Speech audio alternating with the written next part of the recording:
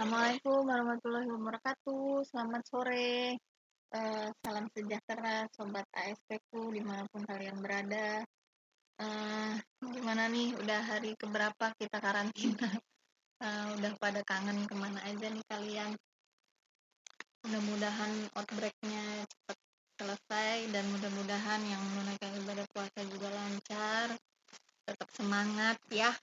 Oke, anyway, kemarin kita sesi 10 udah ngebahas tentang akuntansi rumah sakit,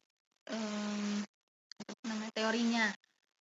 Sebelumnya saya juga minta maaf, itu untuk di forum e-learning saya belum sempat ngejawab semua pertanyaan kalian, mungkin baru beberapa aja.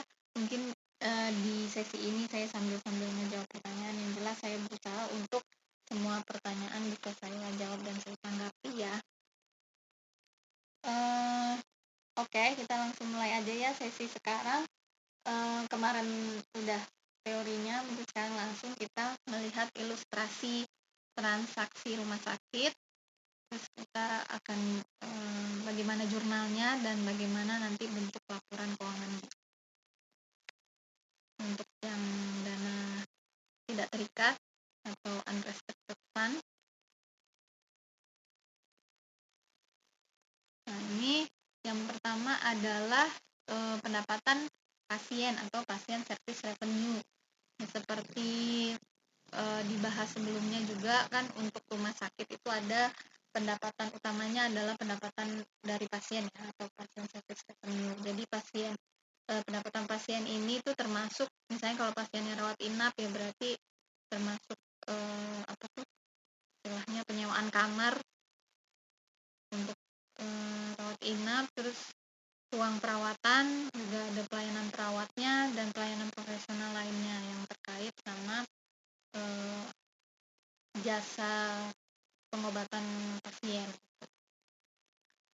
Nah, jadi karena tujuan rumah sakit itu untuk melaporkan jumlah pendapatan bersih yang dapat diterima, makanya nanti ada penyesuaian-penyesuaian dari pendapatan kotornya. Kayak yang kemarin udah dibahas itu, misalnya ada contractual adjustment atau penyesuaian kontraktual yang dari perjanjian dengan pihak ketiga, misalnya pihak asuransi atau palang merah. Jadi biasanya rumah sakit bisa memberikan tarif di bawah tarif yang sudah ditetapkan. Terus ada juga diskon atau misalnya allowance, yaitu courtesy diskon, itu untuk spesial pasien gitu.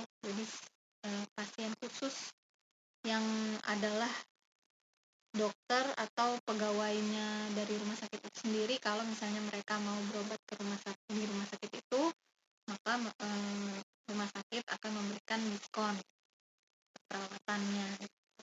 Sekarang langsung aja nih contohnya, kita ambil contoh ilustrasi transaksi sederhana rumah sakit di rumah sakit bapak saya.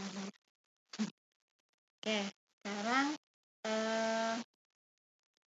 oh ya, jadi tuh untuk yang diskon courtesy diskon sama penyesuaian kontraktual itu nanti kan dia akan mengurangi pendapatan kotornya.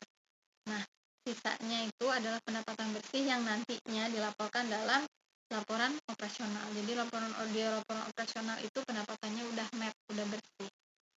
Oke. Rumah sakit bapak saya telah memberikan jasa kepada pasiennya dengan total senilai 1,3 M jika diukur dengan tarif standar. Nah, berarti ayat jurnal yang dibuat adalah kita mendebet piutang pasien dan mengkredit pendapatan jasa atas pasien strip unrestricted atau tidak terikat sebesar masing-masing 1,3 M. Oke, lanjut. Nah, ini tadi penyesuaiannya. Jadi dari jumlah pendapatan jasa pasien tadi yang 1,3 M, terdapat penyesuaian kontraktual dengan pemegang asuransi dan pihak kesehatan yang harus dikurangkan senilai Rp300.000. Jadi nanti di debit ada contractual adjustment atau penyesuaian kontraktual dan di kredit piutang pasien sebesar 300.000. Nah, penyesuaian yang kedua ini staf rumah sakit bapak saya juga memperoleh diskon untuk pegawai atau courtesy diskon untuk melakukan perawatan di rumah sakit bapak saya sebesar 150.000. Jadi ayat jurnal yang dibuat adalah mendebit courtesy diskonnya dan mengkredit utang atau utang dari pasien. Kok utang pasien, sorry. Piutang dari pasien. Maaf ya, saya agak blunder. Sebesar masing-masing 150.000. Itu tadi pendapatan pasien atau pasien service revenue yang merupakan pendapatan utamanya. Kemudian selain pendapatan utamanya yaitu dari pasien, juga ada pendapatan operasi lainnya. Nah, jadi istilahnya bukan dari operasi normalnya ya. Operasi normalnya kan gitu ya, dengan pasien gitu. Nah, contohnya adalah ini. Jadi selain pendapatan tadi dari pasien, rumah sakit bapak saya memperoleh pendapatan dari kantin, lahan parkir, dan apotik yang dikelolanya. Total senilai 3 juta rupiah. Jadi ayat jurnal yang bisa dibuat adalah nanti mendebit kas atau AR, account receivable atau piutang, dan mengkreditkan pendapatan operasional lainnya, strip tidak terikat, masing-masing sebesar 3 juta rupiah.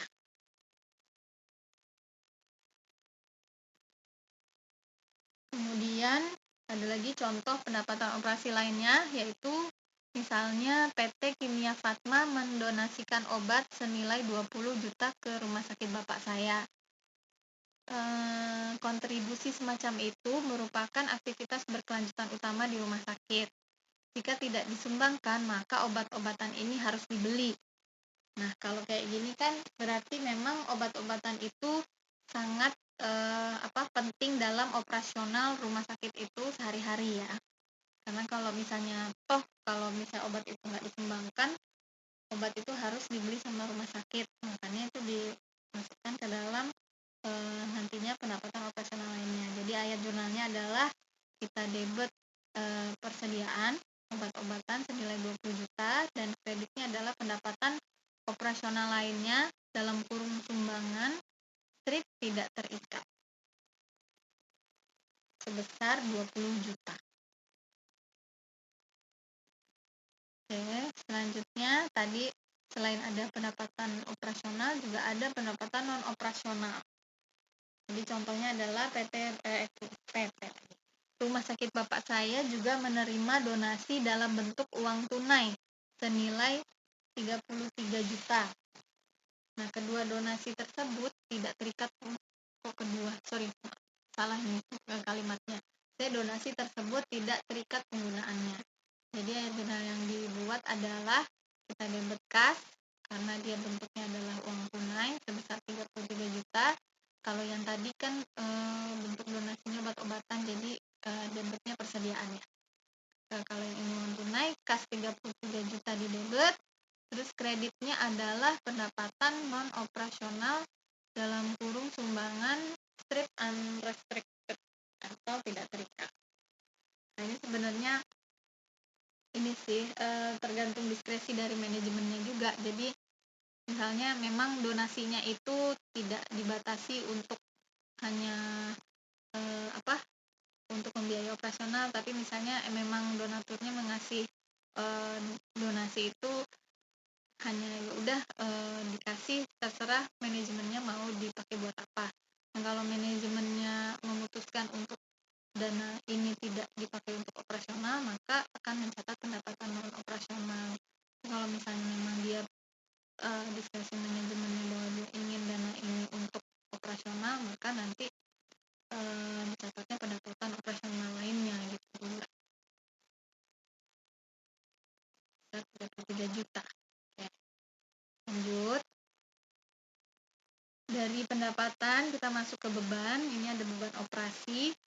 Jadi jurnalnya sama ya kayak yang udah kalian ketahui. Jadi misalnya ini untuk gaji, cuma nanti akan bedanya adalah di akhir tahunnya, jurnal akhir tahun tuh ada realokasi dari beban-beban ini. Yang ciri dari si sektor publik terutama di rumah sakit ini. Jadi yang beban operasinya adalah contohnya rumah sakit bapak saya mengalokasikan gaji dan tunjangan sebesar 872 juta.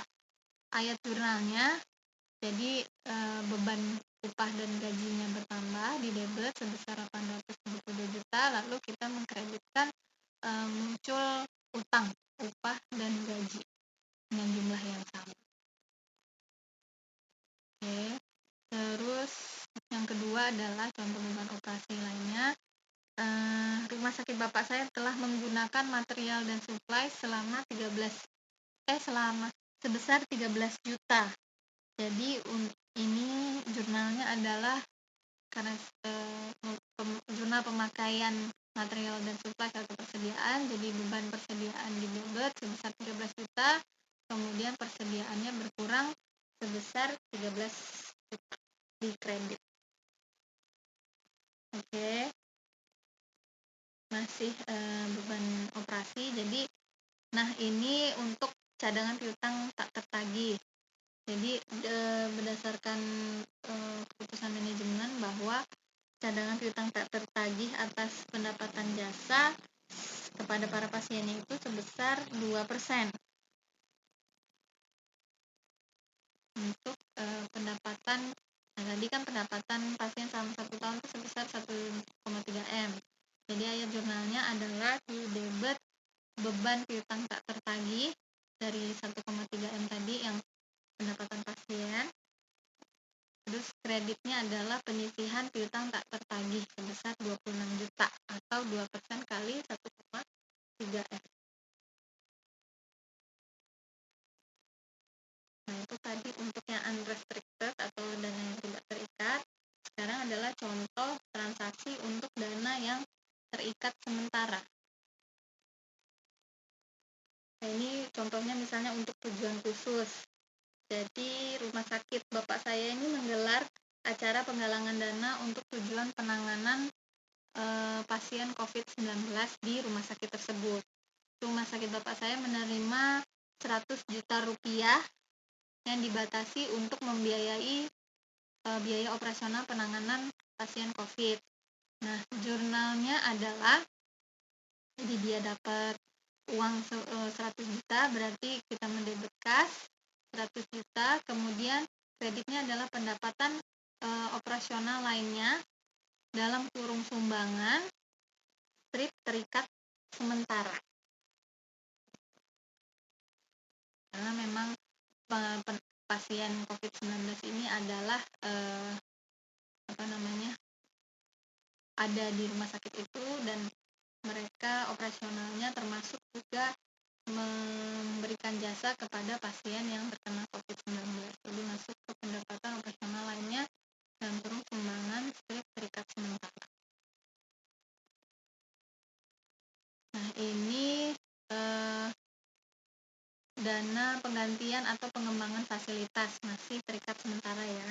Jadi contohnya adalah rumah sakit bapak saya menerima donasi uang tunai sebesar 20 juta dari PT ibu saya untuk membeli peralatan untuk meningkatkan kualitas air di rumah sakit.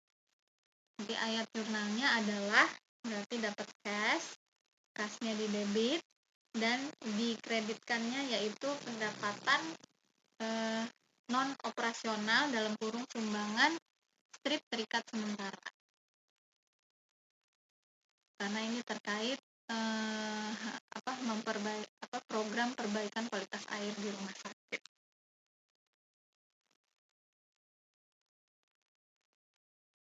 Kemudian ada contohnya lagi untuk dana penggantian dan pengembangan fasilitas. Jadi rumah sakit bapak saya menerima donasi berbentuk barang dengan nilai wajar sebesar 20 juta. Dari barang donasi tersebut 10 jutanya dibatasi untuk program penanganan gizi buruk. Sisanya digunakan sesuai diskresi manajemen.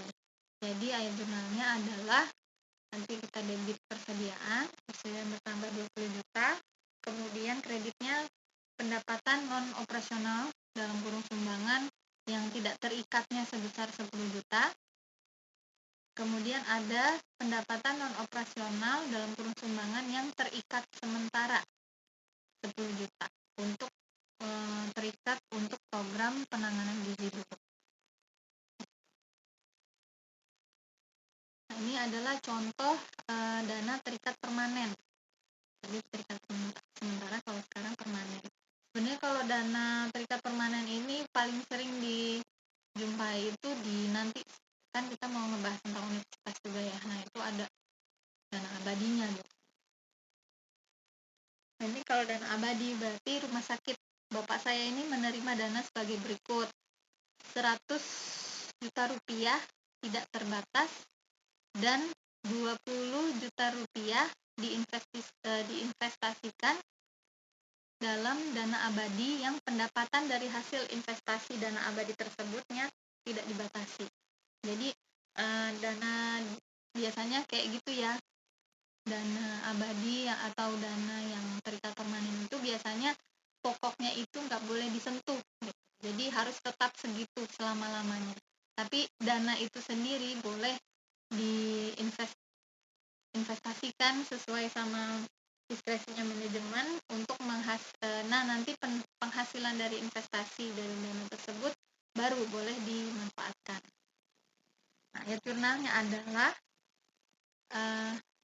menambah kas, berarti kasnya di debit, dan mengkreditkan pendapatan non operasional dalam kurung sumbangan yang tidak terikatnya sebesar 100 juta.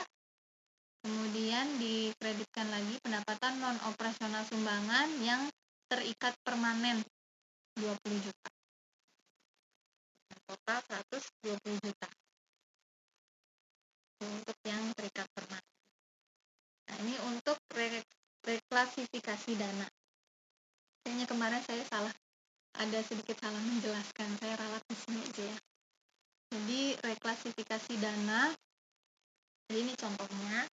Yang pertama, rumah sakit bapak saya membeli peralatan sterilisasi air dari uang donasi PT ibu saya senilai 20 juta. Tadi kan PT ibu saya itu udah menyumbang tadi ya uang 20 juta. Nah, ini dia beli nih peralatan sterilisasi airnya untuk program perbaikan kualitas air kan tadi. Nah, sekarang udah dibeli peralatan sterilisasi air. Terus rumah sakit memilih untuk melepaskan batasan donor selama masa manfaat asep. Nah, ini ayat jurnalnya adalah jadi waktu dia beli peralatan sterilisasi air, jadi kan di debit peralatannya, terus kasnya berkurang 20 juta. Nah, nanti selama setahun itu kan dia mencatat ada beban depresiasi dari peralatan sterilisasi air itu. Jadi beban depresiasi pada tahun pertamanya adalah muncul di debitnya beban penyusutan, di kreditnya adalah akumulasi penyusutan sebesar masing-masing 4 juta. Atau di sini adalah diketahui misalnya masa manfaat asetnya itu 5 tahun gitu. Berarti kan kalau pakai garis lurus berarti 20 juta dibagi 5. Jadi tahun pertama depresiasinya adalah 4 juta. Ya, kemudian berakhirnya pembatasan donor atas aset tetap diakui dengan mereklasifikasi dari sementara dibatasi atau terikat sementara menjadi tidak dibatasi atau tidak terikat atas si beban penyusutan peralatannya.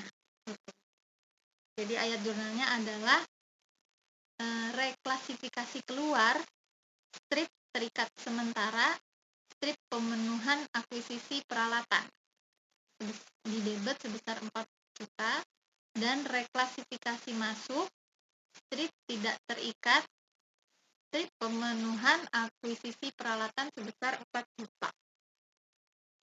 Gitu. Jadi reklasifikasi keluar dari terikat sementara menjadi reklasifikasi maksudnya menjadi tidak terikat.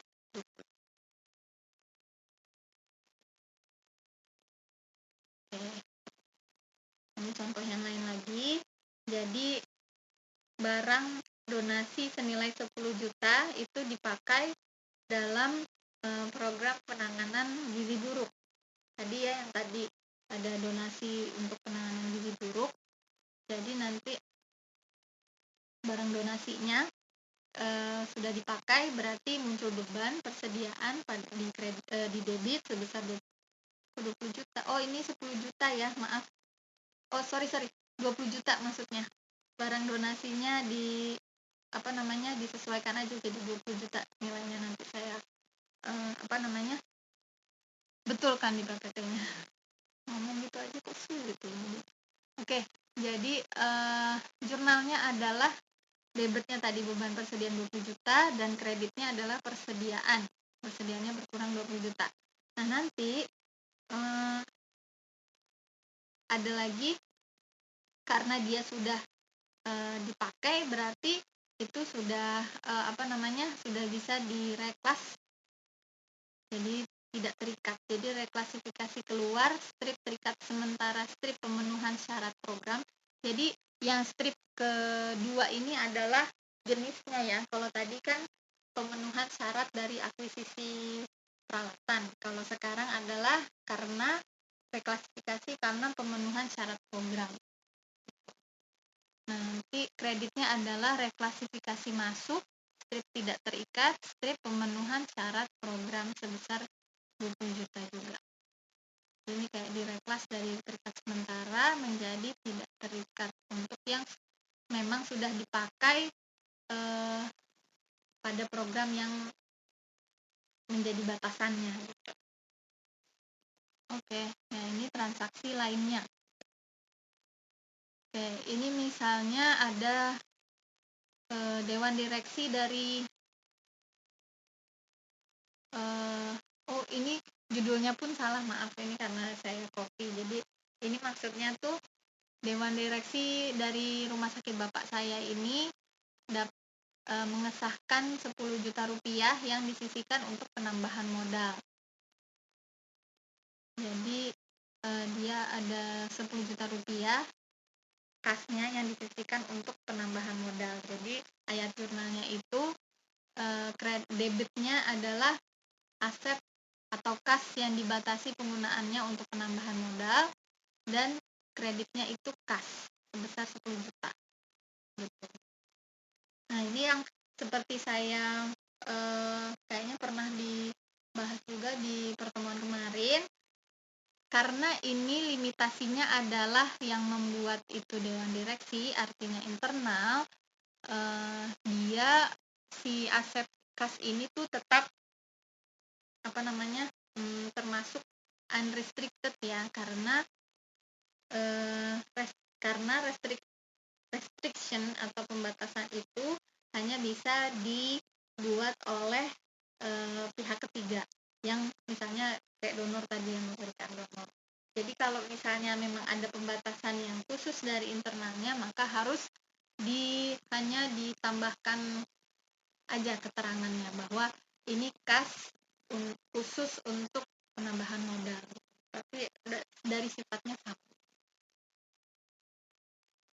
besar 10 juta ya. Nah, ini donasi yang dikembalikan. Misalnya rumah sakit bapak saya memberikan donasi sebesar 50 juta yang dibatasi penggunaannya untuk proyek terkait gizi buruk.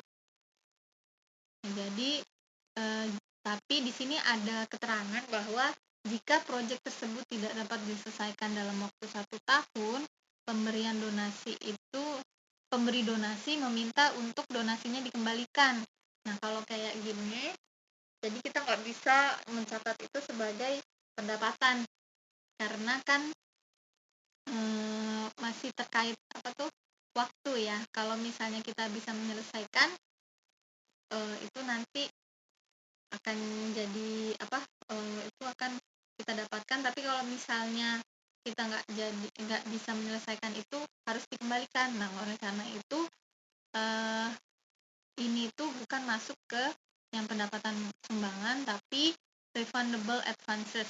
Jadi jurnalnya adalah kas, debitnya kas 100 juta dan kreditnya adalah refundable advances. Atau apa ya itu? Advance itu kan uang muka ya, yang yang dapat dikembalikan. Oke, nah ini jurnal akhir tahunnya. Jadi pada akhir tahun rumah sakit bapak saya ini mengalokasikan natural expense-nya untuk area fungsional berdasarkan program mana yang menerima manfaat saat expense itu dikeluarkan. Ini nanti contohnya. Sama jurnal akhir tahunnya juga selain realokasi adalah jurnal penutup ya. Untuk menutup yang tadi reklas tadi dan juga pendapatan yang restricted, unrestricted tadi ke aset neto. Ini yang pertama adalah alokasi beban upah dan gaji. Nah, jadi rumah sakit itu kan mencatat biaya operasinya secara accrual basis dan secara normalnya itu dispesifikasikan dalam kategori fungsionalnya.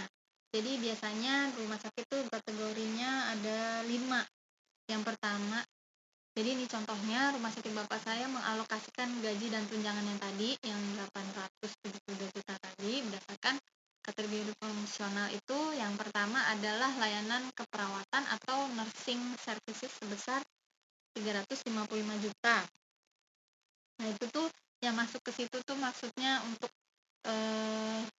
medical, pengobatan, dan juga untuk layanan operasi misalnya ada penyakit yang butuh dioperasi itu masuknya ke nursing service, terus ICU, terus pokoknya yang berhubungan dengan nursery sama ruang operating room-nya. Nah itu masuknya ke nursing service. Nah ini nanti dia bagi 872 itu ke nursing service-nya 355 juta. Kemudian ada lagi layanan profesional lainnya atau other professional service, itu kayak laboratorinya, terus misalnya ada radiologi, ada anestesi kalau misalnya dioperasi, kalau nggak di anestesi bisa bahaya ya. Terus ada farmasinya. Nah, itu masuk ke jasa profesional lainnya. Itu dibagi ke jasa itu sebesar 115 juta. Terus yang ketiga ada layanan umum atau general service. General service itu masuknya ke housekeeping, maintenance atau laundry ya. Itu kalau di situ sebesar 170 juta. Terus dialokasikan lagi ke layanan fiskal atau fiscal service. Nah, fiscal service ini misalnya ya tentang termasuk accountingnya dari rumah sakit, terus gaji-gaji yang orang accounting gitu ya, terus termasuk juga di bidang admission atau pendaftaran pasien, terus kredit dan koleksi, credit and collection, maksudnya penagihan ke pasiennya, terus juga termasuk data processing, ini masuk ke layanan fiskal. Itu gajinya dialokasi sebesar 112 juta. Nah, yang terakhir adalah layanan administratif atau ini administrative services. Benarin juga ya. Jadi itu termasuk misalnya ada purchasing, insurance, terus governing board, jadi dewan direksinya rumah sakit itu masuknya ke administratif service. Terus kayak interest atau depresiasi tadi semua masuk ke interest depresiasi ya, pokoknya gitulah yang berhubungan dengan administrasi itu dialokasikan sebesar 120 juta. Jadi nanti ayat jurnalnya adalah demikian. Jadi bebannya di kredit tuh beban layanan perawatan sampai administrasi yang ada 5 itu, terus nanti beban upah gajinya di kredit. Nah ini alokasi material and supplies sebesar 33 juta, juga sama berdasarkan 5 bidang fungsional itu. Jadi ada beban layanan perawatan, beban layanan profesional lain, beban layanan umum, beban layanan fiskal, layanan administratif, terus kreditnya adalah beban persediaan. Sama ya. Nah, ini alokasi piutang tak tertagih dan penyusutannya juga sama, dialokasiin ke masing-masing kategori fungsional.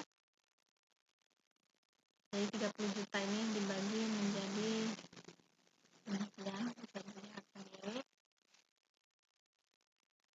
Oke, lanjut. Nah, yang ini masuk ke jurnal penutup. Jadi kita menutup yang unrestricted, restricted sementara, sama restricted permanen ke masing-masing aset neto. Jadi kalau yang aset neto tidak terikat, jadi yang pendapatan yang pokoknya yang sifatnya tidak terikat ini, jadi ada pendapatan jasa pasien tidak terikat, jadi kan ditutup ya, artinya yang tadinya saldonya di kredit dibalik jadi debit, yang saldonya tadinya debit jadi kredit gitu. Berarti ini jurnalnya adalah pendapatan jasa pasiennya tidak terikat, nanti 1,3 M di debit, terus juga pendapatan non operasional sumbangan ini ini nanti saya ini ya saya betulin. Jadi non operasionalnya itu 143 juta kan tadi gitu. Terus ada pendapatan operasional lainnya sumbangan 20 juta, ada pendapatan operasional lainnya tidak terikat tadi yang kantin parkir tadi 3 juta. Jadi tadi 3 jutanya masuk ke sini padahal harusnya ke pendapatan operasional lainnya. Tapi di laporan keuangannya udah benar kok. Terus reklasifikasi masuk tidak terikat pemenuhan akuisisi peralatan sebesar 4 juta.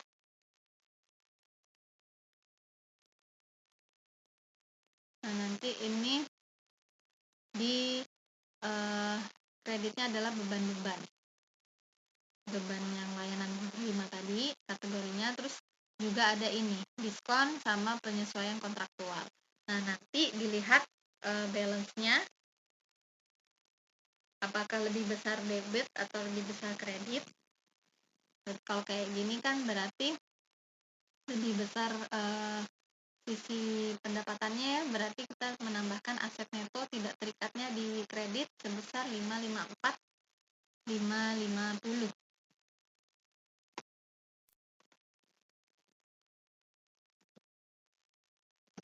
Oke, ini saya ngopinya kurang satu nih ya.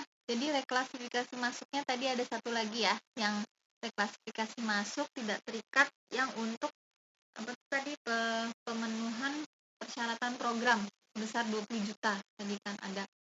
Ini sebenarnya udah benar jumlah untuk aset netonya, cuma saya kurang copy aja ke sini satu row untuk yang pendapat yang debitnya.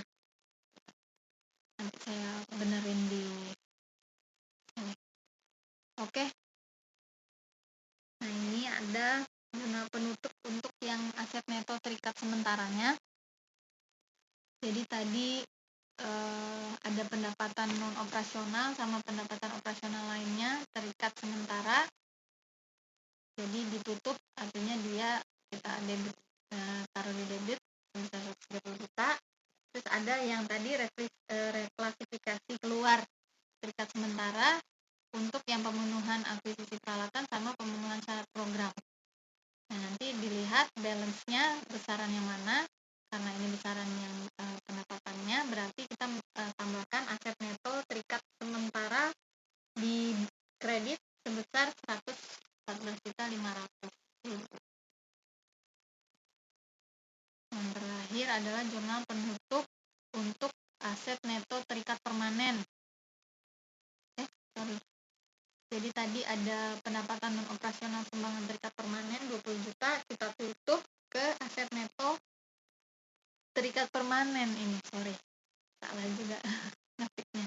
Maklum ini agak liar malam-malam soalnya ngerjain. Pokoknya nanti kalau yang PPT yang saya taruh di learning itu insya Allah udah saya benerin ya. Cuma nama-namanya aja yang suka salah. Oke, nah ini tadi udah jurnalnya diposting begitu besar dan segala macam. Jadi ini melewatkan transaksi-transaksi lainnya yang sebenarnya sama aja kayak transaksi kalau kalian belajar di akuntansi keuangan ya. Jadi saya bahas lagi di sini. Jadi saya bahas yang memang transaksinya itu unik-unik dan maksudnya dalam arti itu sesuai dengan karakteristiknya si rumah sakit. Nah, ini ada laporan aktivitas. Jadi sebenarnya laporan aktivitas ini adalah menjabarkan lagi ya dari tadi yang pendapat sama kayak laporan operasi, cuma kalau laporan operasi itu hanya dia menampilkan yang pendapatan operasi dan operasional lainnya serta beban operasi dan hanya dimasukkan yang unrestricted-nya aja kalau di laporan statement of operation atau laporan operasi. Jadi ada kalau ini namanya laporan aktivitas, jadi semuanya masuk ke sini. Jadi kayak tadi nih kan ada tidak terikat sementara waktu sama terikat permanen dan totalnya. Jadi pertama adalah pendapatan dan bantuan lainnya. Jadi ada pendapatan jasa pasiennya ini udah net off ya sama adjustment-nya dikurangi jadi 1,29950. Terus ada pendapatan operasional lainnya. Ini yang dari sumbangan dan dari kantin tadi dan apotik ya. Terus nanti di sini ada aset neto yang dibebaskan dari batasan, yaitu ada dua kan tadi, yang pemenuhan seragam program 20 juta dan akuisisi peralatan 4 juta. Jadi total pendapatan bantuan operasional adalah ini untuk yang tidak terikat sebesar ini, dan untuk yang terikat sementara adalah sebesar ini. Terus kemudian ada beban-beban. Jadi khusus untuk yang mendapatkan jasa atas pasien dan beban operasi ini adalah untuk yang tidak terikat ya. Jadi nanti kita bisa dapatkan kenaikan atau penurunan aset bersih dari operasi. Ini ada yang tidak terikatnya sebesar 411.550, untuk yang terikat sementaranya 76 juta. Untuk yang terikat permanen nggak ada karena tadi di transaksinya hanya yang non operasional. Jadi ini ada setelah tahu kenaikan dan penurunan aset bersih dari operasi, nanti dimunculkan pendapatan non operasionalnya sebesar 143 juta tadi, yang terikat sementara 30 juta dan permanennya 20 juta. Nah, ini nanti bisa dihitung, jadi kita dapatkan kenaikan aset netonya berapa untuk dari operasi dan non operasional, terus nanti ditambah aset neto awalnya per 31 Desember 2018-nya itu sama dengan aset neto akhir. Nah, nanti aset neto akhirnya ini akan jadi angka yang ada di laporan posisi keuangan. Nanti ini aset neto akhirnya akan pindah ke laporan posisi keuangan. Nah, ini ada laporan perubahan aset bersih rumah sakit bapak saya. Jadi kalau ini penyusunannya agak sedikit berbeda. Jadi ada saldo awalnya di atas, terus selisih lebih antara pendapatan dan beban. Oh, ini nanti dapatnya dari laporan operasi. Berarti kita ke laporan operasi dulu deh. Nah, kalau tadi kan laporan aktivitas ya. Nah, ini kalau laporan operasi ini hanya untuk yang tidak terikat. Jadi nanti ada kenaikan aset neto tidak terikat dan tidak memasukkan pendapatan non operasional. Jadi kalau ini diperbandingkan aja dari 2018 sama 2019, pendapatan usaha layanannya tadi diambil hasil dari yang aktivitas tadi sama, terus hibah donasi atau sumbangan, terus bebannya yang 5 itu yang berdasarkan kategori fungsional, nanti dikurangi pendapatan sama beban, jadi namanya selisih lebih antara pendapatan dan beban. Nah itu kemudian nanti ada penambahan, yaitu aset bersih yang dibebaskan dari pembatasan 24 juta untuk yang unrestricted ya. Jadi kenaikan aset bersih untuk tidak terikatnya adalah 411 juta 550. Ini angkanya sama kayak yang di sini. Ya. Oke, terus habis itu kita buat apa tuh namanya? Kita buat perubahan aset bersih. Jadi sama kayak tadi, ada tidak terikat, terikat sementara, terikat permanen, terus ada totalnya. Jadi nanti ini ada saldo awalnya dulu, terus selisih lebih antara pendapatan dan beban tadi yang dari sini ya, dari sini 387, terus ditambah dengan kontribusi atau sumbangannya, sarannya dimasukkan ke sini ke masing-masing sifatnya ya, apakah dia tidak terikat atau terikat sementara atau terikat permanen. Kemudian ditambah dengan aset bersih yang ditambah atau dikurang dengan aset bersih yang dibebaskan dari pembatasan. Kalau yang tidak terikat berarti dia bertambah. Kalau yang terikat sementara karena dia direklasifikasi keluar, artinya dia dikurangi. Oke, terus jadi kita dapatkan saldo akhirnya masing-masing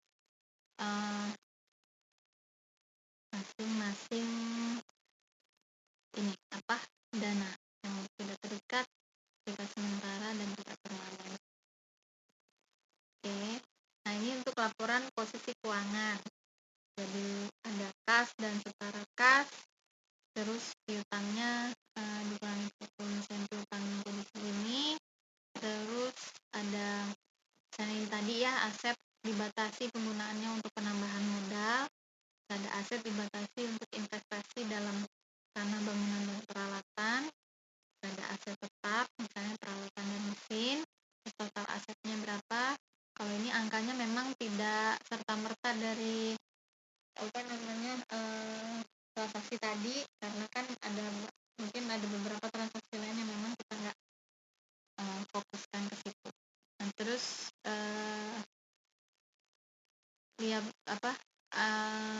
liabilitas dan aset netonya. Liabilitasnya ada utang usaha, level bayar sekian, totalnya. Terus jadi nanti kan kalau biasanya ini adalah ekuitas, kalau di sini pakainya namanya aset neto. Nah nanti aset netonya dia dibagi jadi 3. Nanti yang tadi dari laporan aktivitas atau yang tadi dari sini laporan aktivitas atau laporan perubahan aset bersih ini, nanti saldonya akan masuk ke sini, ke aset netonya. Nanti jadi seperti biasa kalau peraturan posisi keuangan berarti total liabilitas aset dan aset netonya itu harus sama dengan total asetnya. Nah yang terakhir adalah laporan arus kas. Jadi laporan arus kas ini pakainya sama ya, bisa direct bisa indirect method. Ini contohnya adalah indirect method. Jadi ada dari aktivitas operasi, tapi kan biasanya kita mulai dari net income. Kalau yang ini berarti dari perubahan aset neto. Nah, perubahan aset neto ini, perubahan aset netonya kita mengambil angka 680 itu dari sini. Kenaikan aset neto total kenaikan aset neto yang ada di laporan aktivitas kita masukkan ke sini, ke laporan arus kas. Nah nanti ada penyesuaiannya ya, jadi seperti yang udah kalian pelajarin juga di semester 3 ya, untuk laporan arus kas ini. Jadi kalau ada beban penyusutan berarti dia menambah karena sebenarnya tidak ada kas yang dikeluarkan gitu kan. Terus beban piutang atau tagih juga sama, kenaikan piutang kenaikan piutangnya itu mengurangi arus kas dari kegiatan operasi, karena berarti kan dia karena bentuknya piutang. Kalau misalnya piutangnya dibayar kan berarti kasnya bertambah, makanya kalau kenaikan piutang itu menambah arus kas. Kalau kenaikan piutang berarti mengurangi. Nah ini terus kenaikan utang usaha, dia menambah karena kita berutang kan berarti kita dapat uangnya, menambah jadi segini. Nah, dari operasi, terus dari investasi ada pembelian aset tetap.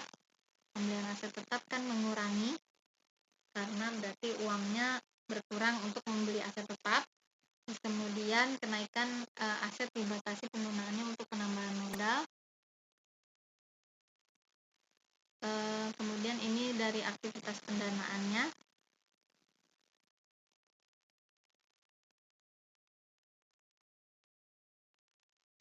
Aktivitas pendanaannya kenaikan wajib bayar yang long term itu dia menambah. Tadi kenaikan aset dibatasi juga mengurangi kas ya, karena kan tadi debitnya kas, terus kreditnya muncul aset yang dibatasi penggunaannya. Nah jadi kenaikan neto kasnya itu bisa kita hitung dari 680 dikurangi 348 Bu Dewi. Oke, terus dikurangi juga 30 juta.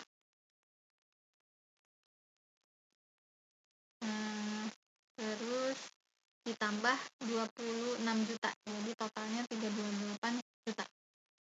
Ditambah saldo kas awalnya tadi ada 167. Jadi saldo kas akhir 495.